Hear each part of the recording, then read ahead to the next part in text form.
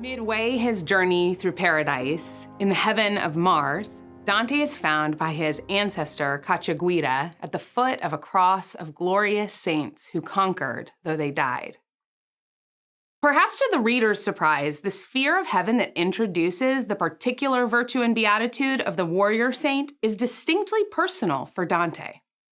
Here he encounters the origins of his family and memories of his beloved homeland in its prime of innocence. Martial concerns move to the background, while Dante's own history comes to the foreground. Now, the whole comedy is concerned with the discovery of ends, teleological certainly, but not as if the teleological can be untethered from cosmic location or material embodiment, or human history, culture, and imagination, or the individual will, mind, and heart. And in this canto, we see, further, that Dante's end is tethered to his beginning as an Alighieri and a Florentine. Dante the poet begins Canto 15 meditating on the will for good, volition that makes love that breathes righteousness visible. Dante defines the good will as desire oriented towards eternal things and contrasts it with cupidity, the love of fleeting things, describing the latter both as twisted love and the abandonment of righteous love altogether. This meditation frames the scene in which Dante and Beatrice stand at the foot of the cross of saints whom he first saw at the end of Canto 14, a cross that Dante immediately associated with the self-denial that marks the life of those who take up their crosses to follow Christ. These saints bring their song of victory to silence so that Dante can attend to the conversation that awaits him. The saint, who will identify himself as Cacciaguida, Dante's great-great-grandfather, speeds from his place in the cross to join Dante where he stands, and Dante receives his ancestors' greeting like Aeneas does Anchises in Elysium, as Virgil tells it. The allusion is doubly evocative.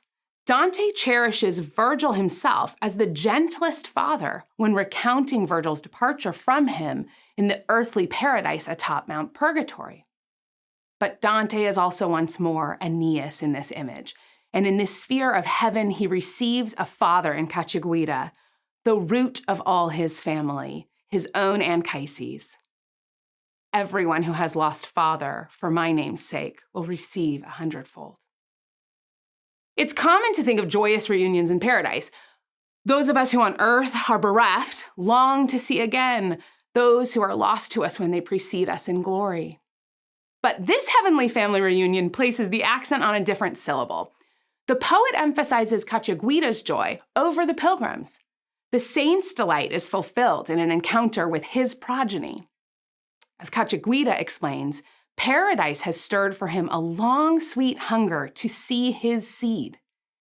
He describes to Dante a longing that delights even before it is fulfilled. O frond of mine who brought delight to me even in expectation. In response, Dante grasps that the saint's delight results from a paradisal relationship between love and intellect that Dante himself does not yet enjoy. The saints have seen the prime equality, beholding which their own souls are healed to enjoy perfect balance of love and intellect as one weight. Stirred with love for this yet unnamed soul, Dante asks him to add knowledge to the love he has evoked. Cacciaguida gladly agrees and unfolds for Dante his name and his story. Florence, too, is finally named in the poem, though it has been the subject of discussion before this point. Cacciaguida describes the early Republic of Florence in nearly mythic nostalgia that also expresses dimensions of Florence's fall into its present decadence. This 12th century Florentine Republic began in modesty, in contrast to the gaudy luxury into which it has fallen. It began with humble contentment in quotidian joys, in contrast to the economic and political aggrandizement for which it now strives. Cacciaguida remembers a handsome and serene life among fellow townsmen true and brave, into which he was born and from which he was baptized. He celebrates how the absence of luxury and license in early Florence preserved the possibility of greater goods, both private and public. In particular, Cacciaguida laments how the decadence into which Florence has fallen harms the family and women in particular, Threatening the beautiful work of cultural stewardship he especially attributes to mothers in art and craft, memory, storytelling, and labor of prayer. Unlike the men he critiques for leaving home to grow rich, moneying in France, Cacciaguida left Florence to join the Second Crusade under the Emperor Conrad, one preached by Bernard of Clairvaux, whom we will see more of further in Paradise. Cacciaguida did not return to his beloved home. He describes his death as a martyrdom that delivers him to paradise. He gives his enemies the credit of his deliverance, unfettered from the world that lies, the love of which defiles so many souls. 21st century readers will certainly view with complexity the ethical and religious motivations of the Crusades, but perhaps we will glimpse this hint from the foot of the cross that Christian militance finds its fulfillment in suffering with Christ, in becoming like him in his death, in order to know him and the power of his resurrection. To return to our canto's beginning, having seen its end, we can better ask now, to what goodwill does Dante bear witness in his encounter with Cacciaguida? Is it a love for home that forsakes home for its sake, and a love of family that considers its fulfillment in the generations that succeed one's own? All terrestrial realities are mortal. We might be tempted to think that this means that all terrestrial realities are fleeting, and to love them is to abandon righteous love altogether. But there's a vision here for the love of goods that we experience temporally and terrestrially in alignment with a love of goods that last forever.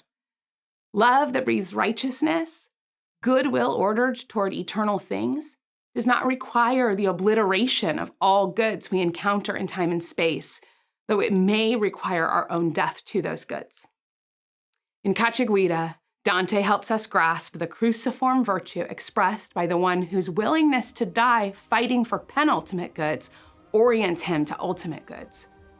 He helps us glimpse the fortitude of self-denial that, while marking the difference between charity and cupidity, also leads us nearer to Christ's promise that whoever gives up houses, brothers, sisters, father, mother, children, and fields for his sake will receive 100-fold and will inherit eternal Paradiso life.